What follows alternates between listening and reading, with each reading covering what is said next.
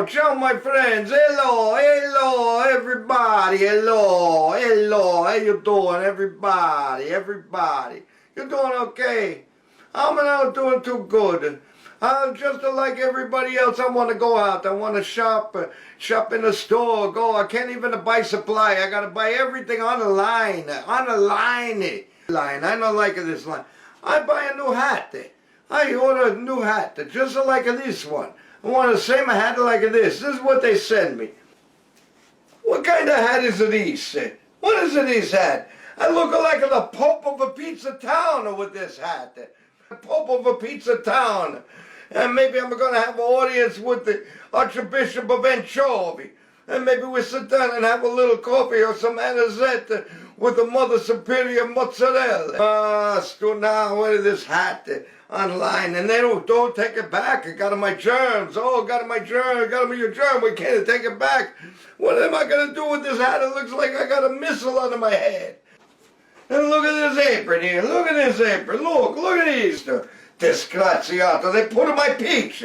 They say, who's in this order for? I say, Alfredo Gaguzza. So they give me a missile hat, they give me a balloon hat, and they give me this with my peach. My peach, I don't even get in the royalties. I'm online, and the next time you say buy something online, they give you a line around your neck. March of the Wooden Gagoots.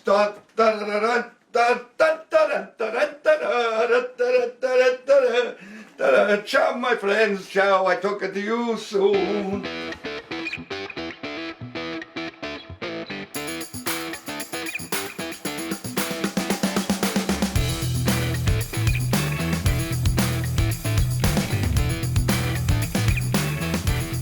Hey, everybody, and welcome to Put Up, Shut Up, and Stand Up right here on GubsRadio.com, Facebook Live, YouTube Live, and Boxcast. And like my good friend Ken Pichelle always says, we on TV!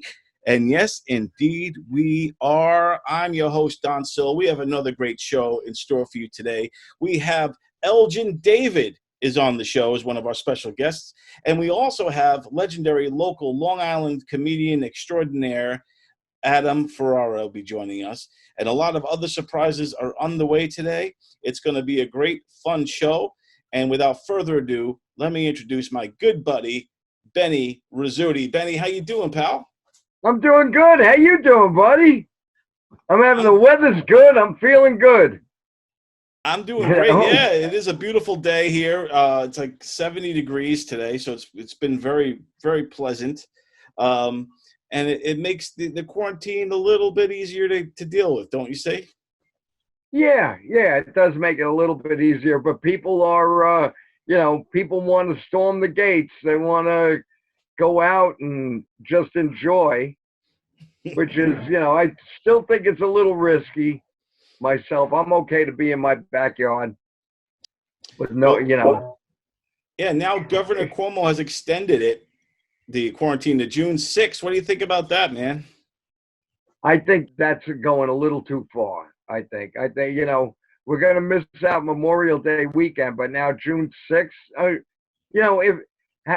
if this is based on actual, actual statistics and, if he's got people who are, who scientists and people who know what's going on, if they're telling him that, then that's fine. But if he's just doing it so that all the prisoners that they let out, all the prisoners got to go out free, maybe, he wants them to loot a little bit more before they reel them back in.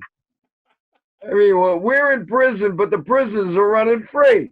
Are you kidding me? Are you kidding me with that?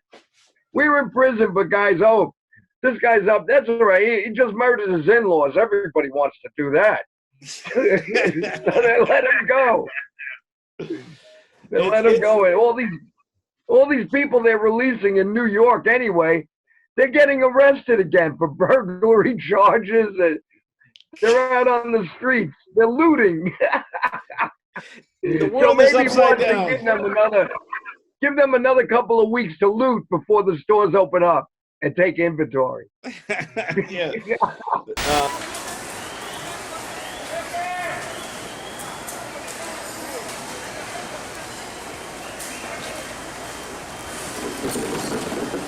But, you know, I've been watching the news lately, and Matthew McConaughey, the actor, has been making the rounds, and he's been going on CNN, been going on Fox. And two tribes started to fight each other in partisan politics, and that is not what we need. We need a collection right now. This is a tug of war with the virus. We need all hands on the rope. He's trying to I think, just kind of merge the little political war that's incited over the quarantine, whether, you know, one side is saying stay home and wear masks, the other side is saying go outside and don't wear masks or whatever, and it just seems to be this whole political thing. So Matthew McConaughey has a lot of smart words of wisdom, including, check this out right here. Mm-hmm. Mm-hmm.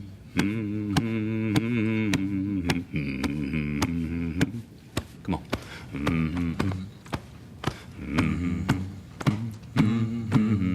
With a common denominator. So you see, McConaughey is really, you know, looking out for us, you know? Got the pulse of the nation, if you know what I'm talking about. All right. Oh, Christ. How you doing? What's your beliefs on this whole mask and no mask? Because for me, you know, it's I'm not, you know, blinded to one side or the other. I kind of have my own opinion on how to handle this. I don't even see this as a political argument, but it's become one. And I'm just curious, what's your take on it all? Well, I've heard from some people who are in the medical profession that the reason those masks are disposable is because you shouldn't wear them for a long period of time. Any of them. You shouldn't wear them because then they're getting your germs. And now we're told that we're wearing the mask not to keep from getting it, but if we have it, to keep from giving it to somebody. So, and by the way, we are going to be selling PUSUSU face masks. Oh, all right. Then I'll be wearing a mask all the time. Only $10 a piece. You'll get one for free, Benny. But we're going to be doing PUSUSU. So you can wear PUSUSU on your face all day. Oh, there you are. Just keep laughing. That's all we can do. All right. So Benny, you know what's coming up? Hey, Don, what's coming up? We have our first interview with the very funny and very awesome Elgin David. Here he is, right here. Cool. Did you bury him? I'll tell you how the king will carry him to the top of the cage, and I'll drop him and watching him staring for a couple days with no caring. Then I'ma get a tiger and a liger and I'll send him in the bite him, and I'm standing there beside him while I'm putting on my liner and I'm trying to find my lighter and I'm pouring the igniter fluid. I'ma start a fire big enough and high enough to fry it. But the liars trying to throw me underneath the tires, murder for hire. I gotta do it quiet, Michael Myers, and I'm never tired. This is a reminder I'm the sire of the tigers. They will never be when higher. I'm the king. All right, everybody. Our first guest today is a very funny guy, originally from my stomping grounds in Bayshore, Strong Island. You may have seen him on MTV's Wild and Out, and also he's got a show called Guys Night he does online. Here he is, folks. Elgin David. Elgin, what's up, man? How you doing? I'm doing wonderful, man. Thank you so much for having me on the show. I appreciate it, brother. Thanks for reaching out. Hey, man, right back at you. And where are we now? Is this like your man cave we're in there right now? Yeah, this is my man cave, my one room of the house that is mine, where I can go and escape the madness of fighting with the old lady. You know what I mean? Nice. Everybody needs one of those. I'm out here. I'm in the porch. This is my man cave for now. We're working on it. I like it. It looks good. You got the sunlight coming through. You're looking good, man. Yeah, thanks, brother. Now, you are originally from Bayshore. Is that where you're born and raised, Bayshore, Strong Island? Yeah, I was born in Bayshore. I graduated from Bayshore High School, so I went there for my whole schooling, except for 8th grade. 8th grade I did in Florida, and then I finished everything in Bayshore. But that's where I'm from, and it's so cool that you're in Brentwood, which is like we're brothers, like next door neighbors. Yeah, man. Yeah, people don't understand how the bond is with Brentwood, Bayshore, even like Islip CI. Well, but Brentwood, I had a Bayshore address, even though I went to Brentwood schools. I lived right off Brentwood Road on the state streets. Okay, yeah. I mean, I was right there on Brook Avenue, so me and you could have met at Ennemann's one day and had, Exactly. And a lot of people don't realize back in the Entenmann's days that our neighborhood, as rough as it was, it always smelled delicious. Oh, absolutely! It was so sweet to live there, man. It was a beautiful thing. It was a shame when they got rid of it. Yeah, man. The Entenmann's factory, for those of you who are watching who don't know what we're talking about, Entenmann's Cakes, the factory, was right in like Brentwood Bayshore, like right in the middle. It was right. It was right Yeah. on Fifth Avenue, right between Bayshore and Brentwood, right after the post office. Yeah, exactly. You know what I mean? And then and they sold it. You know, so the big bakery is spread across 14 acres on Fifth Avenue in North Bayshore, and now it's closing for good. The work being absorbed by the larger corporate parent of what is no longer a family business. This summer, for the first time since 1905, there will be no Entenmann's Bakery in Bayshore. It's still standing, but yeah, there's no activity in there, and the smell is gone. But our neighborhood used to smell like cake all the time. It was great, man. You can eat cake. What? You can eat cake. Now you're in Florida now. Where are you? Like South Florida? Yeah, South Florida, like West Fort Lauderdale. Nice, man. So you got up and took the family to Florida, and how is it like over in Florida as far as the quarantine? Are they opening it back up, or what's life like over there right now? I mean, they're talking about opening things back up, but for the most part, everybody's staying at home. You know, still washing your hands, still social distancing. A lot of people are working too, but most of the people are just at home, trying to stay at home, trying not to murder each other. Yeah. You know, lines at Home Depot, lines at Walmart, lines at Costco, lines at Publix, lines everywhere, and it's pretty hectic, man. It's crazy because I go to the food store, you know, maybe once every 2 weeks. I try to, you know, we'll stock up, but it's weird to me that still we're like, you know, about 3 months going on 3 months of this thing, of the quarantine, and toilet paper is still hard to find. Yeah, what's going on with this, man? I mean, somebody must be hoarding it out there like crazy, like those doomsday preppers. Yeah, they got a bunker full of toilet paper. But yeah, what's going on, man? I mean, me personally, I'm about to go buy one of those bidets and just screw toilet paper all together, just squirt a hose up there, and you know, you're good to go. Another thing about the quarantine, though, you have a pretty like a signature hairstyle, so you must be itching to get to the barber.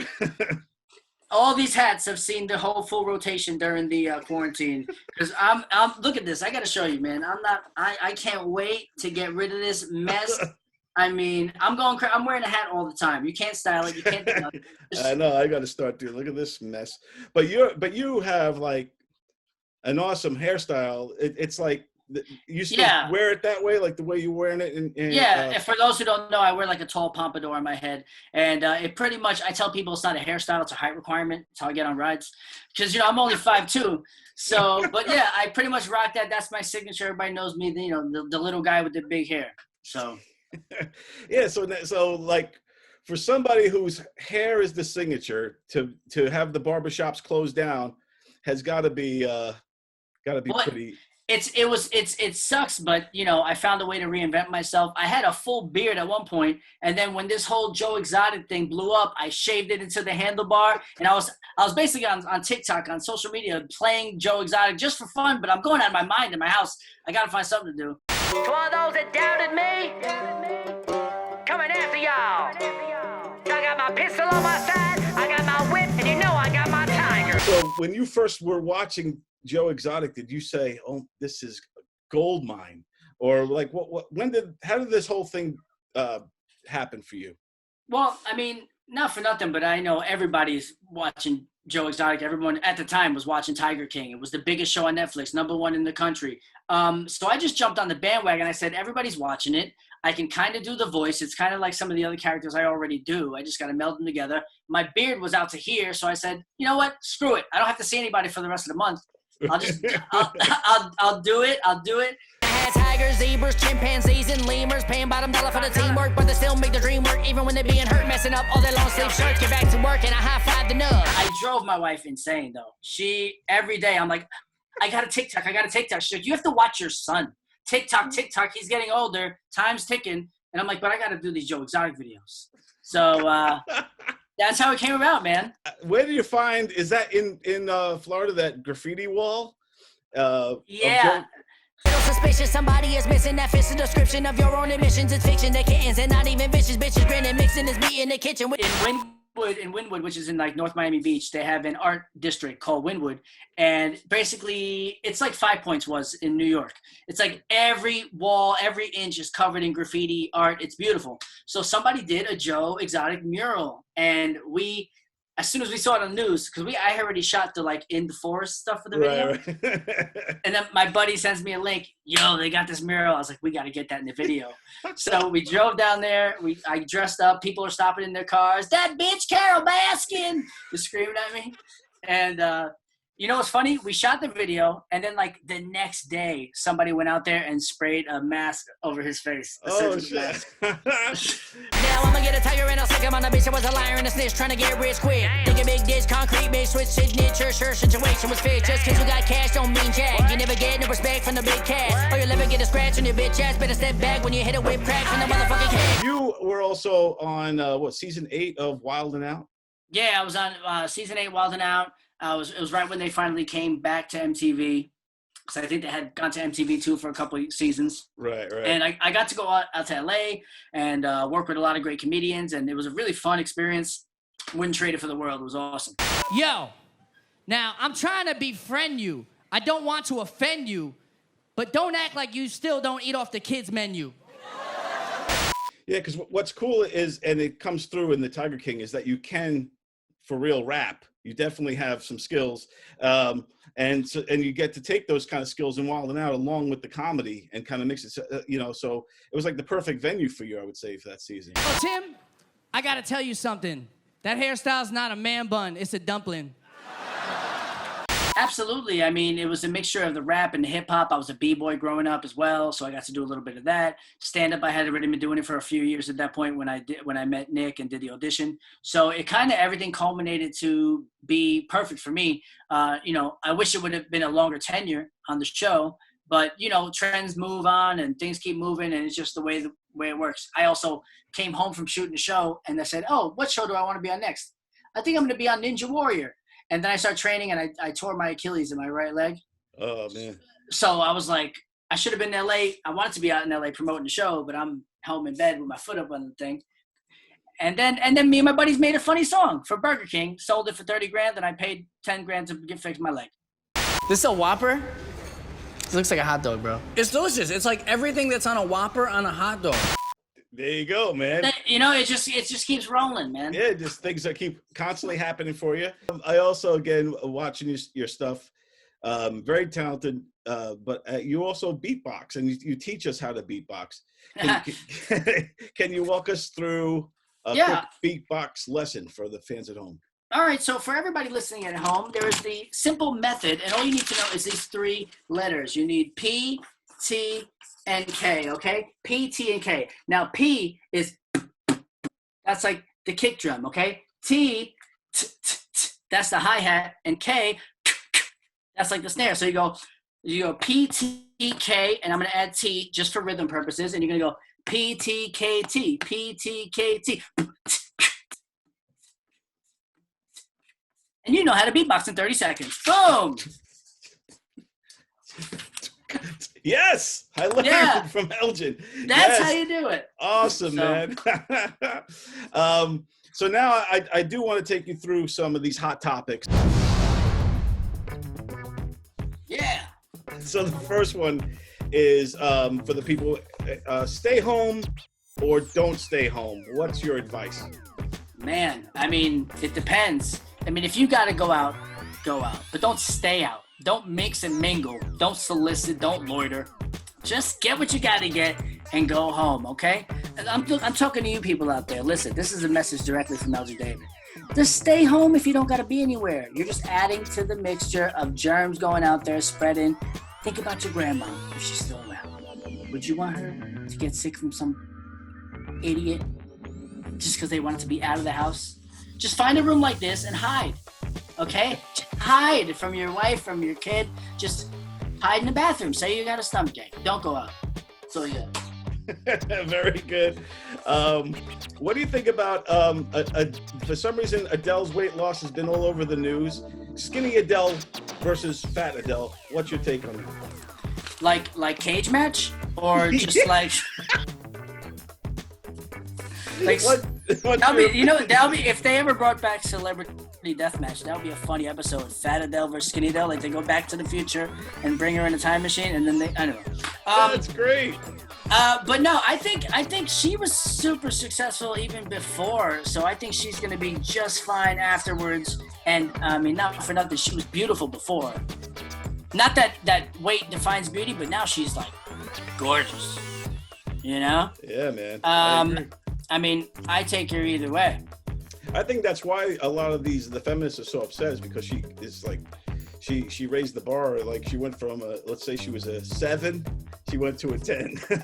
Like they feel like she dissed them, like she betrayed them. Yeah. You were one of us, and you left us. So what do you think about sports now? You know, if they come back, they're talking about no crowds, no audience. What do you think about the new era of 2020? I don't care about crowds anyway because I don't like people.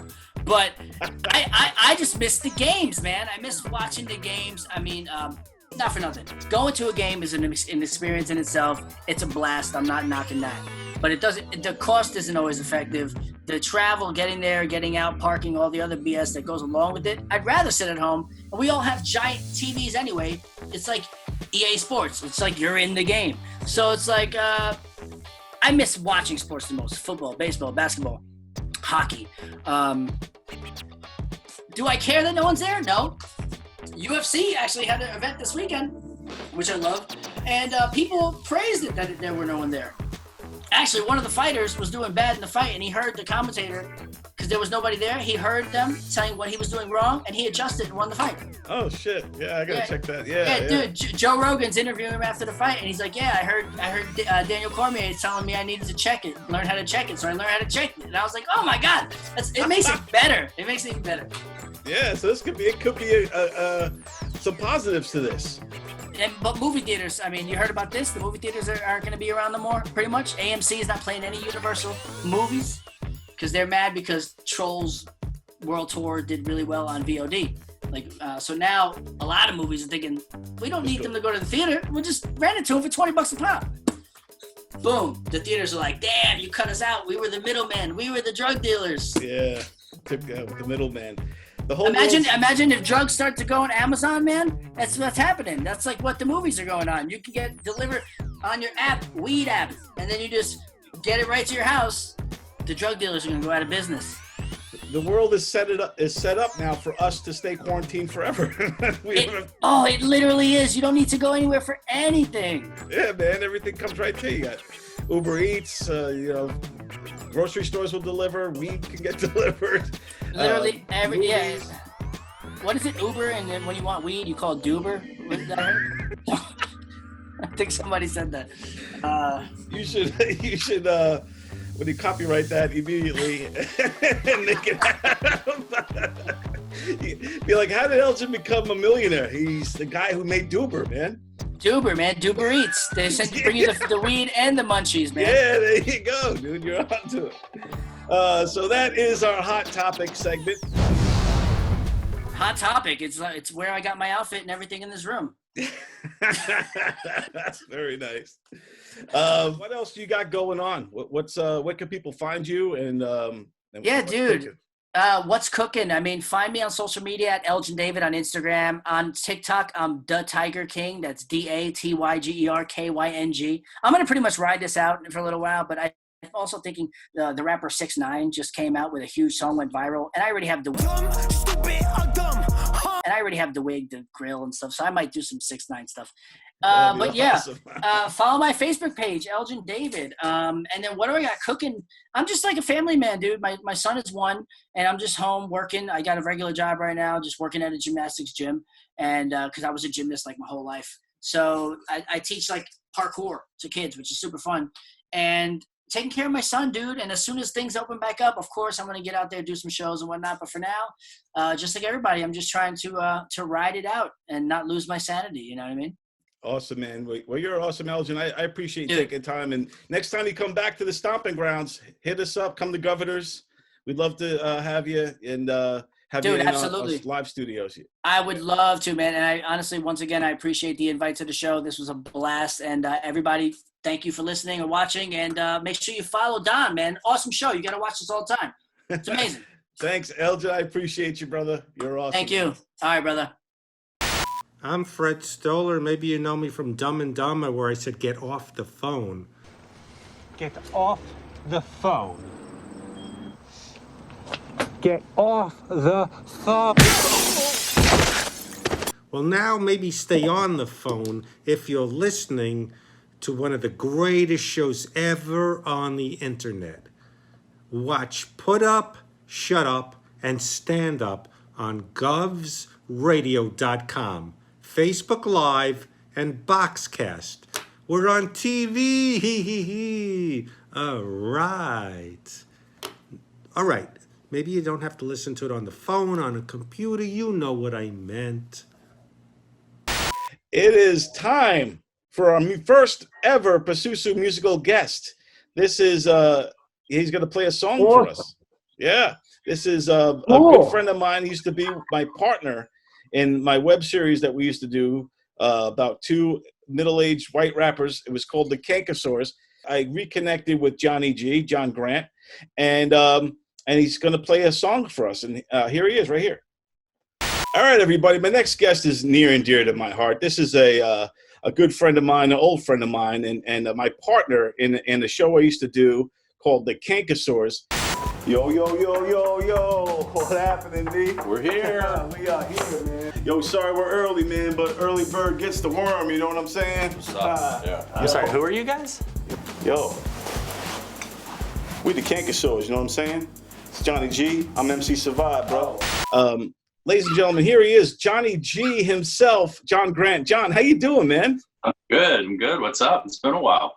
Yeah, you are in North Carolina. For a lot of people who don't know, I spent a lot of time in North Carolina, and we started doing our show.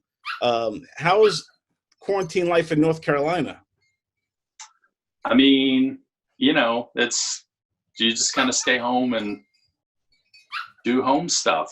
I mean, I don't know. I guess it's not much different, but I mean, just kind of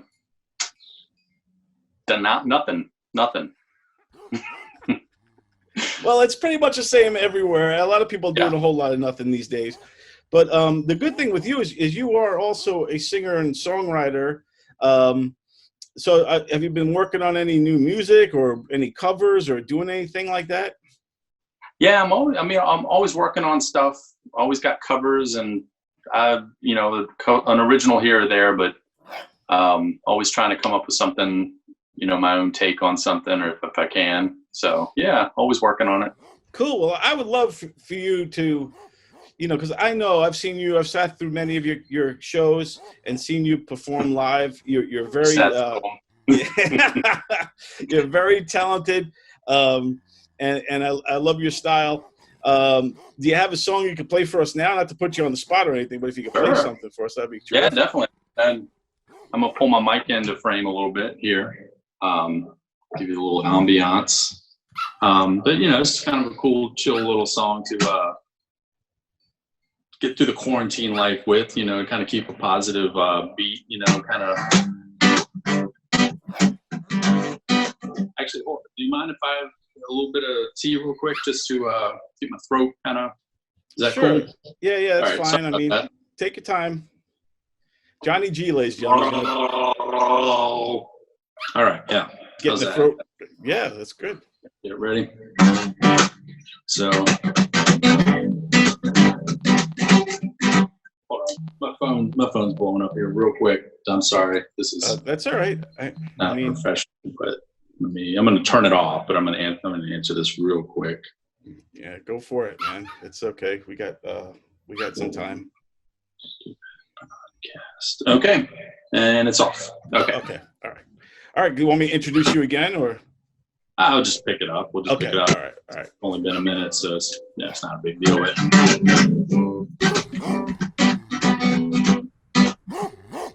that my dogs barking? Can you hear that? I do actually. I wasn't sure if that was part of it. Yeah. Let me I'm gonna go take care of that real quick. Okay. So I'll be right back. All right. Just sit tight. We got some time still. We're good. Shut up! It's Johnny G, ladies and gentlemen. Johnny G. He's a singer, songwriter, actor, comedian from North Carolina, Raleigh area.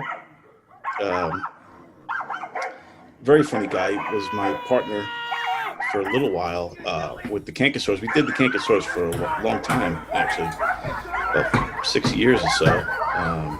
Check it out if you want on Instagram at Canker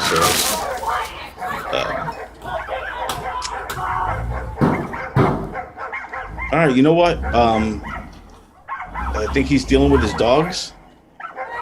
I guess what we'll do is we'll come back a little bit later on in the show. We'll see if John has handled his. You hear that? We'll see if John has handled it, and yeah, it's gonna be great because he is a good performer. All right, everybody. I guess we'll come back. And to Johnny G's performance in a little bit in the show. Hey, this is the Great Goonin saying you're watching Put Up, Shut Up, and Stand Up with Don Sill on Govs Radio. Yeah!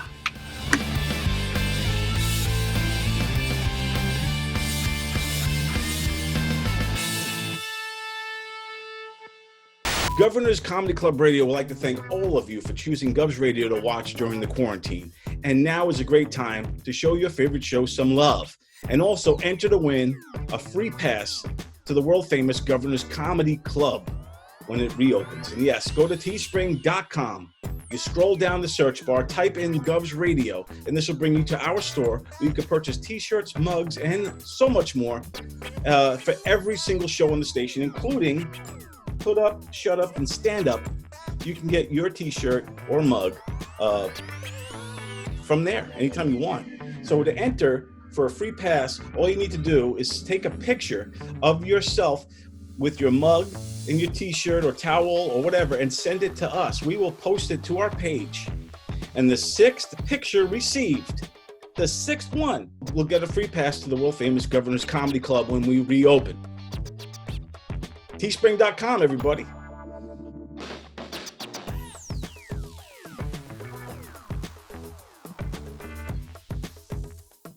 All right, everybody, and now it's time for Professor Fedora, although he does not have a top 5 today.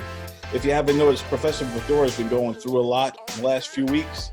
I think he's finally starting to get a little bit better, but he has a few little extra things going on, a little extra curvage, if you know what I mean. So here, check it out.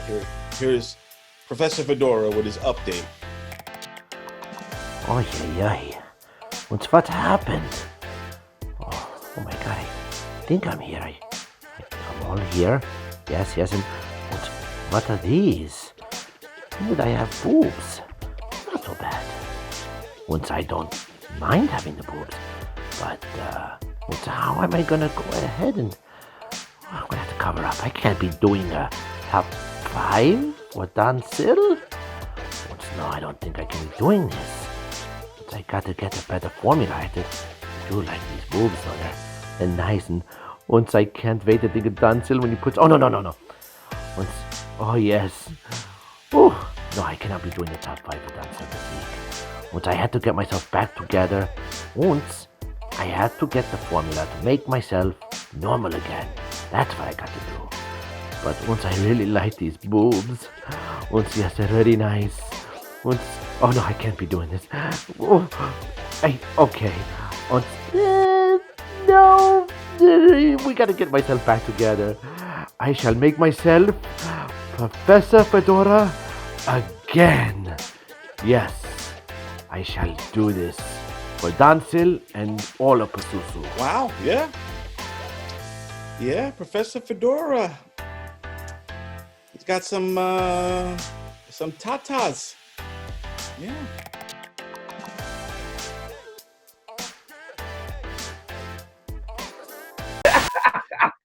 The world is upside down. Yeah.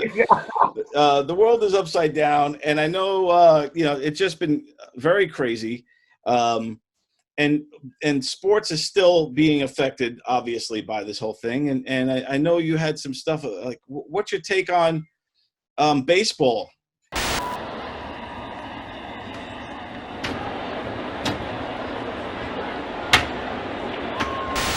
Okay, my take on baseball is they're talking about they're going to open baseball on the 4th of July weekend.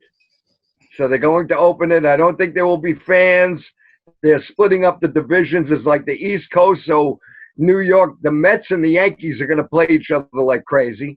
And then the West Coast, I guess the Midwest. I don't know exactly how they're splitting, but they're splitting it up into those divisions. And they just, they are banning. They're going to put a ban on spitting, which is a big on spitting and high fives, but grabbing your balls is still acceptable. So grabbing your balls, I guess when they pick their nose, you ever see some of that guys that picking their nose on? You know how hard it's going to be for them to not spit. I mean, that's like half of the things they do in the dugout. They're spitting. They're eating sunflower seeds or tobacco. They're constantly and spitting them all over the floor. I mean, those dugouts are very unsanitary. So I guess they're going to stop the spitting. They're chewing gum. They're chewing tobacco. So they, because they're nervous. Right. So they're nervous. They're hyped up, and they're doing that. They're spitting, but you're okay to grab your crotch. Crotch grabbing is still going to be all right. And I guess instead of high fives, just grab the other guy's crotch. You heard it here first, everybody.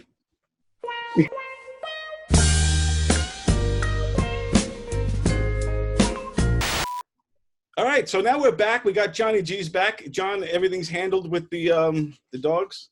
All good. Yeah, put the dogs outside. It's all good. Yeah. All right, cool. So now, all right, here he is, ladies and gentlemen, Johnny G with his performance. All right, here we go. Man, all right, I'm gonna go check. I'll be right back, real quick, just 1 minute. All right. Johnny G. I think those dogs are. I wonder what kind of dog they are. All right, we'll come back and maybe then we'll get John to do his performance. All right, Johnny G. Everybody. Check him out on Johnny G. You can check out all his Instagram at John Grant or the John Grant, and he performs all over the place. All right, we'll get back to it. My name is Silvio Dante. My friend Don Sil, he's got a great show. What's it called? Put up, stand up, and shut up. No, put up, shut up, and stand up. I keep getting that wrong. Put up, what is it again? Put up, shut up, and stand up. I don't know the name of it, but everybody else does. Put up, shut up, or stand up. Right? Put up, shut up, stand up. Put up, stand up, and shut up. We'll start over. Put up, stand up, shut up. Put up, shut up, and stand up. You gotta watch Put Up, Shut Up, and Stand Up with Don Sills. We just had a fucking blast. That's what I thought. Put up, shut up, stand up. That's what I was gonna say. Everybody, welcome back. We have another kind of surprise guest. You may know her from High School Musical, and I believe she did a live version of Grease on television as well. It's a pleasure to have Vanessa Hudgens with us today. So Vanessa, I hope your quarantine is going well. I hope it is. I know it's been a few months, but they're saying that we might continue on this journey until July, perhaps. What do you think about that? Yeah, till July sounds like a bunch of bullshit. I'm sorry. Bullshit? I don't think it's bullshit. But, it's a virus. I get it. I respect it. But at the same time, At the same time, what? even if everybody gets it, yeah, people are gonna die. It's just terrible, but, inevitable? Did you just say people are gonna die? Like you don't care about anybody dying? This is a pandemic. You know, Vanessa, I'm very disappointed in you because I thought we were all in this together. Didn't you?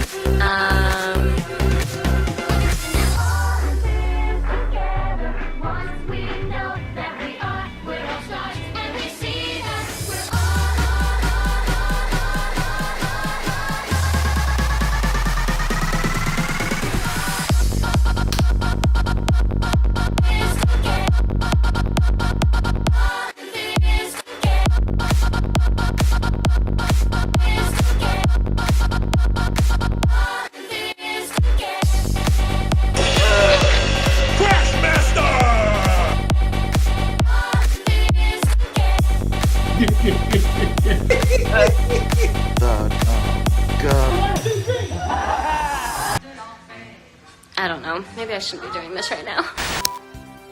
Hi there, this is comedian Christian Finnegan. I just wanted to take a moment and say something just straight from the heart, just, off the top of my head, just something I feel very passionately. Okay, here we go. Make sure you watch Put Up, Shut Up, and Stand Up on govsradio.com, Facebook Live, and Boxcast every Saturday night at 7 p.m. They're on the TV. Thanks for letting me get that off my chest. Hey there, y'all. Dick Eldorado here. I'm sore as hell. Something's been on my mind for a couple of weeks. A couple of weeks ago, people got sore as hell that the Thunderbirds and the Blue Angels were flying all over the place. Like, oh, gee whiz, Dick Eldorado, what in the hell? We love aircraft. That's what America was built on. I mean, take Top Gun. Top Gun's a classic movie. Who wouldn't like Top Gun? They had ba-ba-ba-bum-bum, danger zone, ding-dang-ding with all the airplanes. And for them fellas out there, there was always something there. Remember that love scene? Boom, boom, boom, boom, boom. Boom, boom, boom, boom, boom, boom. So, not liking airplanes is anti-American. So, remember, follow me at Dick Eldorado on my Facebook page, Dick Eldorado. Yeah. Yeah, I got a germ thing. It's terrible, man. I wear a condom when I Uber. I don't trust anybody. I know where you've been, but I know where you're not going. Just drive the car. Do you have anyone to pick you up in an Uber who's clearly high? I got in the car, I go, hey man, are you high? He's like, no. I said, all right, move over, I'll drive. He's like, okay. I wasn't gonna let him drive, but I drove him back to my house. I said, all right, put your belt on. Oh, you're nice. Is the temperature okay? Yes, the temperature's fine. I have some water, would you like some water? No, no, thank you. May I have it? Because my mouth is really dry. Yes, you can have the water. Then I realized I don't want this guy knowing where I live. So I pulled over 2 blocks in front of this Krispy Kreme, and he's like, dude, you live here? I was like, yeah, it was an honor, Mr. Cream. I got out of the car, I leaned in, I went, you go in there, you pick out anything you want, you tell him Crispy sent you. All right, everybody, we're back, and our next guest is a hilarious Long Island legend, I'd say, comedian, actor. He's been in everything from Nurse Jackie and Rescue Me to Top Gear. He's done it all. Here he is, ladies and gentlemen. Adam Ferrara is with us. Adam, how you doing, man? How are you, Don? Thanks for having me on the fairway. I appreciate you being on the show. What is the name of the show? The Back Nine? What are we doing? This is my porch here, so I got sometimes gotta watch out for the golf ball. So if you hear anybody yell 4, then I have to duck. Got it. Well, nice to be with you, my friend. Thank you for having me on. Yeah, this is awesome to have you on. The very first time I ever saw you do stand-up is when it was one of my first experiences in stand-up club ever. Anyway, I was about 18 years old. I fake ID'd it to get inside of East Side Comedy Club. It was a young Adam Ferrara was headlining. The middle act was Kevin James, and I believe the MC was Richie Minervini. It was one heck of a great show, and I always loved stand-up. That made me love the experience even more. So you've always been near and dear to my heart. I mean, watching your career blossom since that time of my life. I'm now 48, so I've watched you through the years. I know that guy. I tell this story a million times. I've seen him. When way before he was famous and all of that. So well, that's very sweet of you, Don. And when I do talk about that night to others, and I was always kind and respectful of you. Thank you for letting me be your first. Yeah, it was great, and you did improv at the end. That's the thing. We used to do a lot of improv. Kevin and I, especially, because we got signed with the same agency when we were kids, and we didn't have enough time to do a whole college show. So we figured out what we could do is we could each do our little 20 minutes of stand-up and then do the improv games, which we both learned at Eastside, and that could fill a whole show, and that was our show. And that became the most important thing. Stand-up became the most important thing to us. And I remember I was actually talking to Kevin on my podcast, and I remember that we were driving up Super Bowl Sunday in a blizzard. I think it was Super Bowl 25 when the Giants played the Bills. Scott Norwood Wide right, wide right. Oh, yeah. And we were listening to it on the radio, and we had to pull over to hear the call because we were losing the radio station. So at Super Bowl Sunday, it was more important to us to drive up the thruway in a snowstorm to do a nooner at some community college to stay home and watch the Super Bowl. What's funny is I just told that story to, I had Joe Buck on my podcast as well, and his father called on CBS radio. He was the guy calling wide right on the radio. So his Jack Buck's voice is in my head every time I tell that story, and I got to share that with Joe Buck. We wait. There's a snap. There's a kick. It is up. It is no good. No one missed. 4 seconds left. The Giants have won Super Bowl 25 by the score of 20-19. But I do want to talk about the Talk to Me Tuesdays. Yeah. Because now in the quarantine that we're talking about in this world, it seems everybody are now going Facebook Lives. Every other. Yeah. I've been doing it for years, baby. You were way ahead of the curve. You were doing these very intimate Talk to Me Tuesdays for a long time. Intimate. Use the word intimate. I use thousands of people showing up every week to watch my wife scold me. That's pretty much what it is. It's not like, I'm not Barbara Walters. He's going to cry. It's my wife. But you do. I say intimate because you answer almost every question. You've answered a few of mine through the years. Yeah. Kevin's daughter was diagnosed with type 1 diabetes about 3 years ago. Your shows and live streams help us get through. Thank you, Kevin. Can't Glad see the we can last help. part. Best to you and the family, my friend. And it's a great thing for people to be able to interact. It's a connection. I mean, the reason I got into stand-up was, one, it's the only place I went, okay, I can do this. It's like when you hit a golf ball right. You know, I mean, you could turn around and practice all you want. Most people don't have that advantage, Don. But when you hit a golf ball right, you get that ping, you know? And when I got my first laugh, I got that ping. And that was the first time in my life I knew beyond understanding that I belong here. I don't know how long it's going to last, but this is where I need to be. So in further trying to figure out why, is the connection with the audience is what I need. It's how I can be of service. This is what I can do. And it is my job, given this, everyone comes into the life with a bag of tools and a bag of shit. You got to get through your bag of shit and use your bag of tools. I can make people laugh. That's my job. Whatever's bothering you in this moment, I'm going to make you laugh so you can't think about it for that moment. So when people come to see me do my show, my job is, there's a guy, there's a girl putting food on the table, has one night out a week. Their friend said, you got to see this guy, or we want you to see this guy. Whoever brought these other people with me, or they saw me on TV, I'm making that experience for that hour. You're coming to see me. Whatever's bothering you, I'm going to take it away.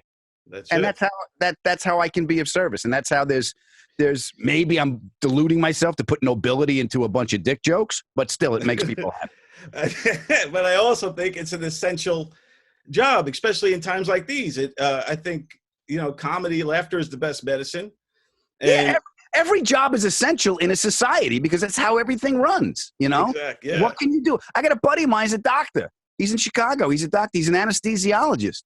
He's like, I want to get back to work, but they won't let me. When I get back to work, I'll be able to do this. So what he's doing, he's volunteering. He's volunteering to help out because he does have medical knowledge, Right, Plus, he's an anesthesiologist, so I'm pretty sure like he's at work like this. One for you, one for me, one for you, one for me. And that is essential as well these days. That's how I'm getting through it, baby. A lot of people involved for an hour of dick jokes. Like my tail? Like your tail. I love it all. Wrap it up. I'll take two. One for the house, one for the car.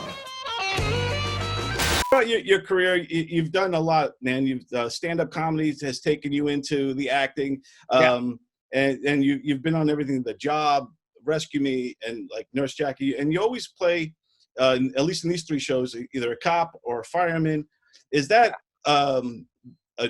because of your New York swagger, do you think, or why do you think you're drawn to play these roles? I play a lot of cops on TV. I'll be honest with you. I don't know why. Because if I was a cop in real life, I'd call for backup for no reason. I really would. This is car 54. I need some backup because I'm feeling kind of vulnerable. I get them a lot, Don. I used to when I was younger. I used to get Mobster's Kid with a Heart of Gold. I would get that. I can see that. I played a political. I ran a political campaign in a movie with Ryan Reynolds. The hell was his name? Definitely Maybe. So I got to do stuff like that, but mostly, yeah, it's blue collar stuff. I guess because of the way I sound, and it's just what you walk in the door with. Right. So it's. I did play a bad guy on Law and Order. That was fun. I got to play. I played the bad guy. I don't get a lot of them, but once in a while I get one of those. I played a dirty cop in a movie with Paul Sorvino and Ralph Macchio. I played a dirty cop, so that was fun too to play the bad guy. So yeah, you get this. It's like I get a lot of the cop. I'll be honest with you. I don't know why. If I was a cop in real life, Don, I'd call for backup for no reason. This is car 54. I need some backup because I am feeling vulnerable at this moment. Please bring the canine unit. I like to pet the dog. When I did a little bit of acting, very small scale indie stuff, but in the South, when I lived in North Carolina for a little bit. And by the South, you mean Levittown. Yeah, and they always cast me in mafia roles just because I have the Long Island. I'm not even full Italian. And I would always be this. For them, look at you. I'm looking at you right now. I'm waiting for the next sentence coming out of your mouth going, where's the juice? This is a little light. Little light this week. Hate to see you have to learn how to walk with a limp. Y'all. These are real Italian guys, not like the guys in my neighborhood. Like, hey, get the broad, get in the boat, come in. Don't be a pussy. This is beautiful shit we got over here. I wanted to ask you, so all the different paths you took, whether it was stand-up, television, movies, Top Gear, all these types of things, is there a favorite? And is there one, is it like you kids where you can't pick a favorite, or are they all you love them? You know what it is? It's the experience of all of them is what I'm taking and just looking back on doing all that stuff. The experience of all of them and being with those people in that creative environment is the same. And to have that opportunity makes me extremely grateful to do so many diverse things. Plus, I have ADD, so I can't focus on one thing for too fucking long. But to have that experience, Rescue Me was a family. And it came from The Job, this other cop show we did. All right, look, T, this day and age, I can't justify saying no to a guy based on the fact he likes cock. He goes to the union rep. The next thing you know, I got you. So it was just being back with my friends and everything, and you develop a shorthand. And we worked, man. Make no mistake. You worked for Dennis Leary as long as I did. It's trial by fire. There's live machine gun fire over your head. You pretty much. You work hard and you play hard. Dennis is pretty much, you're going to get 2 takes, and the second one better be funnier than the first. Action. Fuck. Yeah, wow. And then we would improv. If he got bored, we would improv, so you had to know how to do it. So that show kept me on my toes. But it was very much a family. Same with Nurse Jackie. Officer Varelli. Your phone broken? What are you doing here?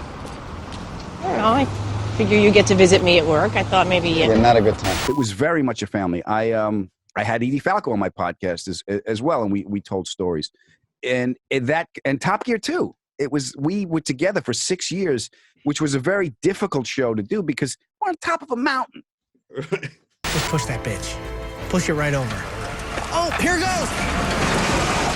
Come on, here it is. Godspeed, Peggy. Fly. Oh my gosh. Oh my God.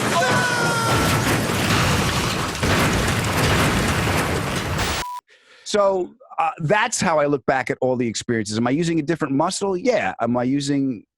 It was funny. I'll give you a distinction if that helps answer your question. Is we all acted on The Job, Rescue Me, and then we would all go on tour and do the Rescue Me comedy tour. And that's when we were all together as comics. I was on a tour. It was me, Dennis Leary, Lenny Clark, the band, Kenny Rogerson. So we all lived as comics. So that was a different context than acting.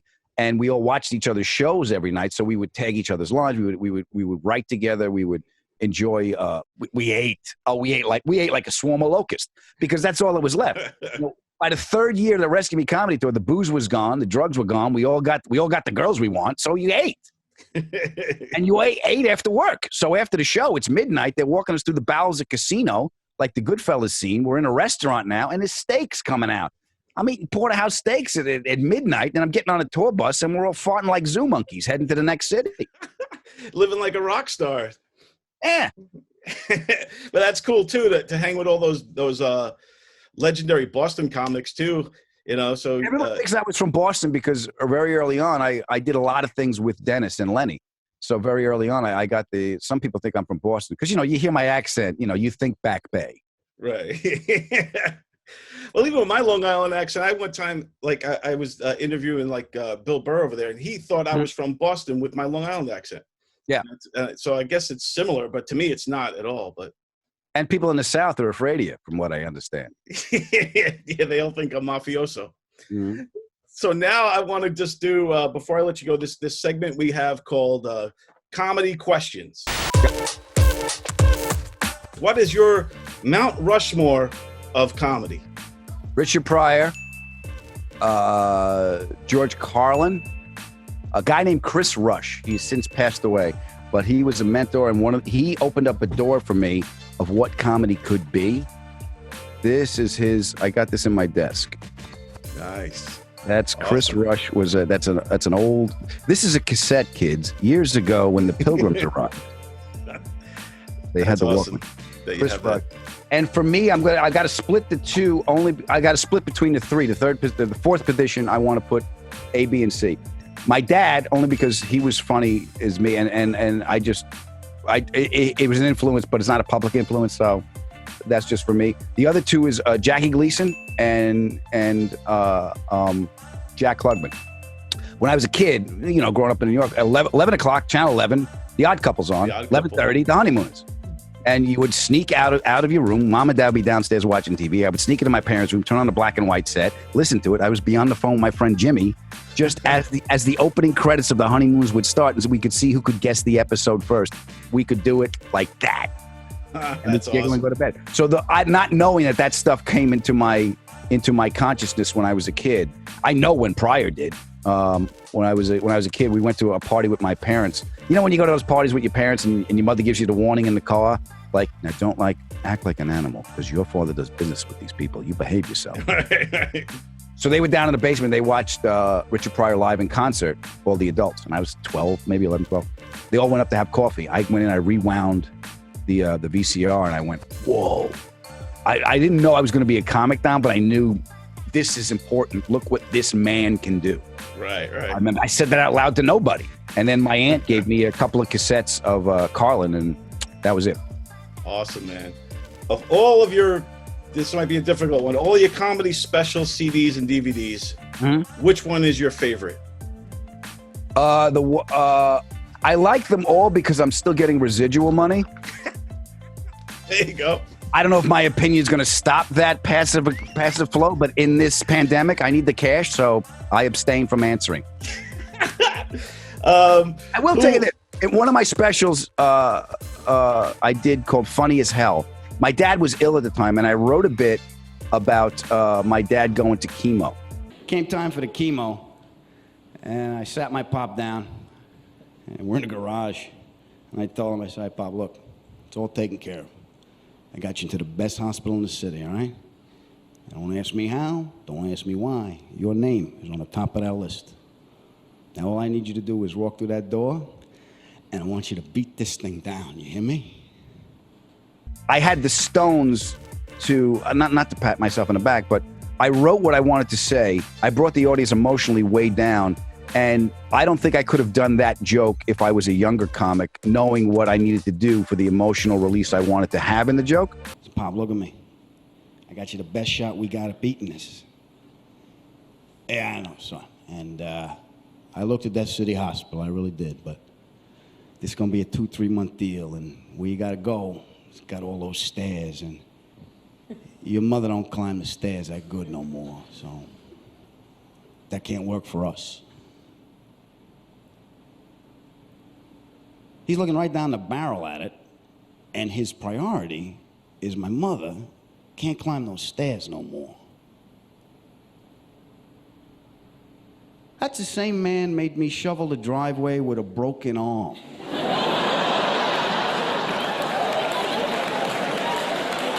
So I took the chance, I did it, and when it got released, it helped a great deal of people. And I got a call from Professor Eddie Freefeld, who taught at Yale Yale and NYU.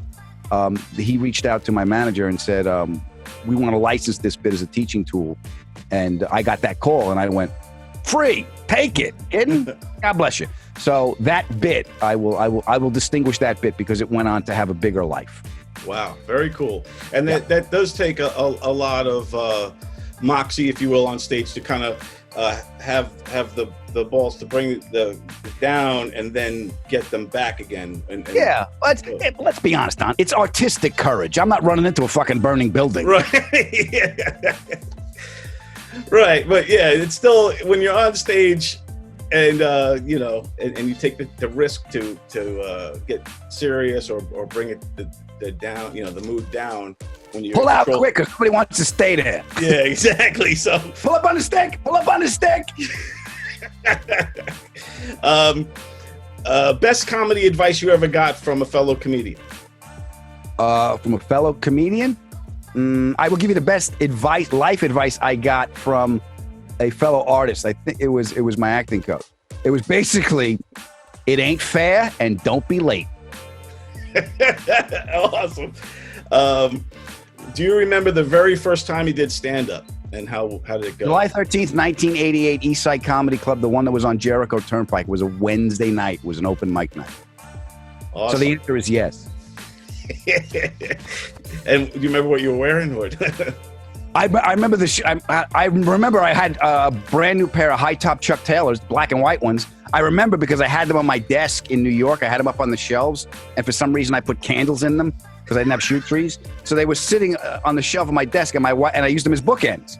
And my wife came in and went, "You're a grown man." And I went, well, she wasn't my wife then, she was my girlfriend. She goes, "You're a grown man." I go, "Those are my first sneakers." The meaning. She's like, "They smell like feet. They smell like feet and candles." And I think I'm pretty sure she got. I know what I donated them. Someone some silent auction raffled them off. So that was it. What is your best bomb story? I was doing a gig. Corporate gigs are nice. Every comic knows corporate gigs, great money, but they're away games. Anytime you go to them, it's an away game. So you just put that in your head. So I always try and go up after the meal. You don't want them clanking forks and eating stuff. And they're corporate gigs, so they don't know what they're doing. So I got a gig to do. It was very early on in my career, and I got a gig at for oncologists, for cancer doctors, at the Fontainebleau Hotel in Miami. Jackie Gleason's show came out of the Fontainebleau. The answer is yes, right? Yeah. So I went down. I did the gig, and big ballroom filled with people. The meal is over. They got two big screens up here and a podium in the middle. And there's a doctor up there. And the doctor mixed my intro in with his closing announcements. And there's two cells on these screens. There's a cell here, the guy's at the podium. And he's like, we want to thank Arthur for his generous donation to our foundation. Our comedian tonight is Adam Ferrara, and we have to be vigilant because there is no cure. Keep up the good work. And he walked outside. Dead silence. Nobody knows who I am. I walk out. They're just staring at me. There's a mic stand. I grabbed the mic stand and I said, "Okay, my name's Adam Ferrara. I'm a comedian, but just to review." And I took the mic stand and I pointed at the two cells. I went, "Benign, malignant. Benign, malignant." Nothing. I guess I got it wrong. I guess those were the other ones. I had no idea. So nothing. So I had to dig out of that hole. And eventually, I got out of it. But that was a long slog, baby. That's tough, man. Yeah. What is the best part to you for being a stand-up comedian? What's your favorite thing about being a stand-up I like comedian? the cash. That's what I thought you were going to say. I have a mortgage and a wife. She eats every day. No, the best part for me is whether it's good or whether it's bad, I know it's what I should be doing. So that takes a lot of anxiety away because, how are you going to deal with what is? Like, what if there is no what if I, you're here, this is it, this is what you do it. So that's the best part of it is I found my place early and I'm grateful for it. However long it lasts is out of my control. Where could people find you? What do you got coming up? At Adam Ferrara on all the socials. Talk to me Tuesdays, 9 o'clock Eastern, 6 p.m. Pacific on Tuesdays. You go to my website, click the link, come join the conversation. My podcast is called The Adam Ferrara Podcast. 30 minutes, you'll never get back. It's a lot of fun. I've had Kevin James on. I've had Jay Leno, Tony Kornheiser, if you're a sports fan. Anthony Edwards is coming up. I got to talk to Goose from Top Gun. I actually got to say, talk to me, Goose. And no. That's awesome. Richard Marks. I had Katie Coleman, the astronaut. She lived in space for 6 months. Wow. And I got to speak to her. She was a flautist, Don. She played the flute with Ian Anderson from Jethro Tull from space. Wow. And I've done nothing with my life. Talk about bucket list. I think I mentioned I spoke to Joe Buck, so I got to ask him about a bunch of calls he made. Aisha Tyler's coming up. Oh, nice. If you're a car fan, Richard Hammond from the UK Top Gear. So I'm having a lot of fun. Come by, listen to the podcast. Come by, talk to me Tuesdays. I appreciate everyone out there. Please, best to everyone and their family. Stay safe and wash it twice. Can't hurt. There you go. Adam Ferrara, thank you very much. All the best to you and yours over there in LA. And yeah, man, when you come back to Long Island, make sure you stop in and say hello. We'll be in the governor's room, the back room. I think the last time you were there, you actually peeked your head into the station while we were doing our show. Oh, yeah, it's fun. Governor's great. Yeah. It's fun. Tell Jimmy I said hello, and I can't wait to come back. You got it, my friend. Take care, man. Thanks again for everything. All right, be well. The show that's been on my mind all the time. PUSUSU. Ooh, ooh. Now you might not even know my name, but we both love that wheel spinning game. PUSUSU. Ooh, ooh. Ooh, Saturday evenings, PUSUSU's there. We all come running from everywhere to Gov's Comedy Club Radio. It feels so good when you just say the word. Ooh, PUSUSU. All right, we're back. John is back. You get the dogs all taken care of. Let me introduce you again, because a lot of people, might just be tuning in right now. So here we go. Ladies and gentlemen, here he is. Don't worry about a thing, 'cause everything is gonna be alright. Don't worry about a thing, 'cause every little thing is gonna be alright. Rise up this morning, smile with the rising sun. Your little birds down my doorstep, sing a sweet song. Memories pure and true, singing, this is my message to you. Singing, don't worry about a thing, 'cause every little thing is gonna be alright. Singing, don't worry about a thing, 'cause every little thing is gonna be alright. Rise up this morning, smile with the rising sun. The little birds down my doorstep, singing a sweet song. Memories going true, singing, this is my message to you. Singing, don't worry about a thing, 'cause every little thing is gonna be alright. Singing, don't worry about a thing, 'cause every little thing is gonna be alright. Singing, don't worry about a thing, 'cause every little thing is gonna be alright. Yes, Johnny G. Very good, my friend. Thank you as always. It was great to see you, buddy. And have me on. I appreciate it. Yes, indeed. We have to have a Kankasaurus reunion very soon, my friend. Definitely. I'm all for it. You just let me know. You got it, man. All right, man. Hold on. Now my dogs are barking. I'll be right Oh, all right. Well, I'll just keep going then. Singing, don't worry about a thing, 'cause 'Cause every little thing is gonna be alright. All right, Benny. Well, that's the show for today, my friend. Fun stuff indeed. A fun Saturday night every time. It's a fun show every time we do it. I love this show. It's so great. You are awesome, my friend. No, you're awesome, Benny. No, you're awesome. No, you're awesome.